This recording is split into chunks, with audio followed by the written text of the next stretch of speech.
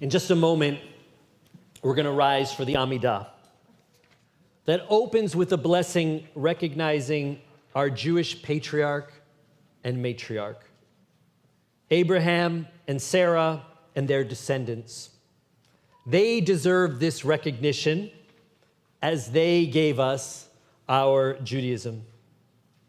This blessing urges us to give thanks to the generations that came before us, who made our faith possible. But our tradition goes farther than that. It teaches us that gratitude must extend beyond our ancestors. We're also called upon to honor our teachers, whose wisdom and guidance have enriched our lives. And so many folks in this room have been my teacher, and I'm grateful for each of you. As we enter a new year, as we think about the family members who got us here, I also encourage us all to think about a teacher or two whose lessons will guide you into 5786. And as I enter this 25th year as a rabbi, I've been reflecting on all of the teachers who got me here. The most important being my rabbi, Rabbi Cheryl, my partner in life, my wise sage, my honest and most of the time kind critic, my rock and my best friend. To my children, if you hang in there, I have a whole thing for you later, but not now. Long before Cheryl entered my world, my college Jewish studies professor, Betsy Amaru, brought the worlds of Jewish history, culture, and belief to life for me. And she could sense my excitement and suggested that I become a rabbi. While I thought she was literally out of her mind, this suggestion did help make this moment possible. And while Professor Amaru guided me to rabbinical school, I can't overlook my teachers in the theater world, who, as I explained, allowed me to discover the exhilaration of standing before community, sharing something meaningful, and hopefully transforming those in attendance.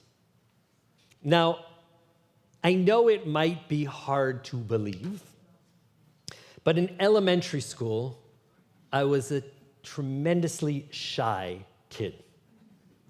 That was until Tina Harlow, a producer of the Bethesda Chevy Chase Youth Theater, cast me as Mayor Munchkin in The Wizard of Oz.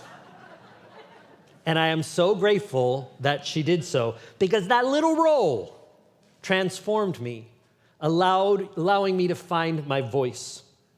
From Munchkin land through my college years, I found myself on the stage, blessed to learn from some of the greatest talents, some well-known, and some only celebrities to those of us who studied with them.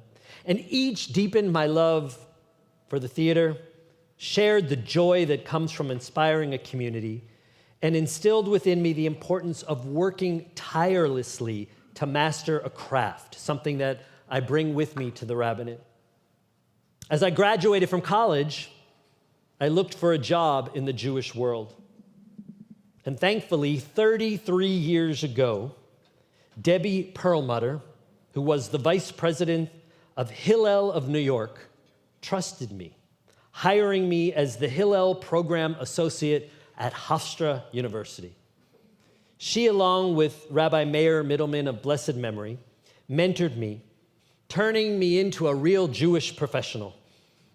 They empowered me to share my Jewish story with college kids and helped me discover that my story resonated with so many on campus.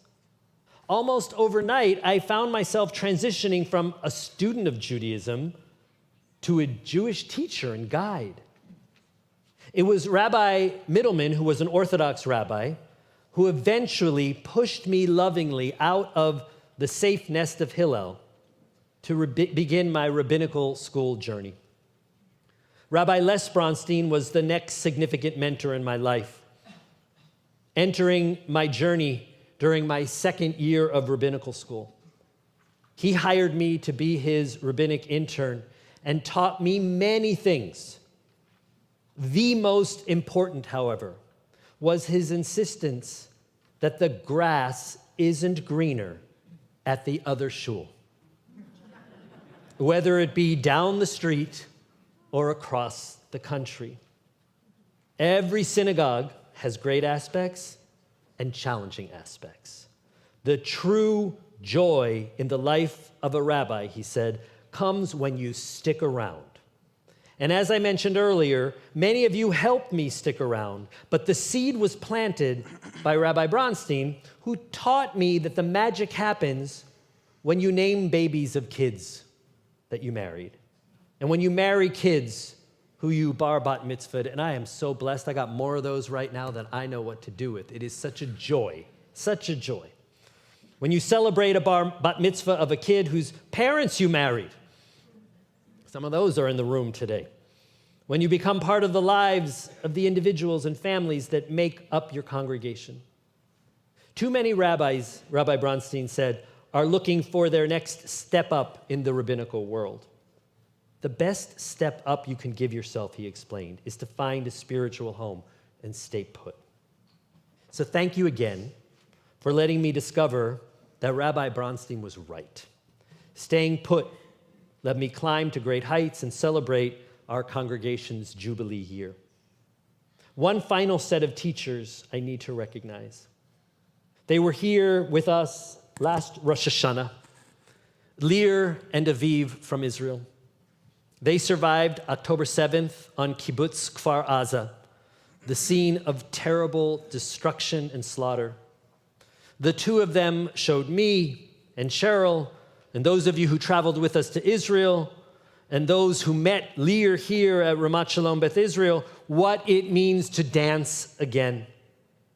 Well, last week, Cheryl and I literally got to dance with them at their wedding, at the temporary home for Kfar Aza, Kibbutz Ruchama, not far from Gaza. Lear and Aviv remain the epitome of resiliency. The lessons they have shared, expressed through their lives, push me forward during these challenging times. Let's rise together on 324 for the Amidah as we give thanks for and reflect on our teachers and others who got us here today.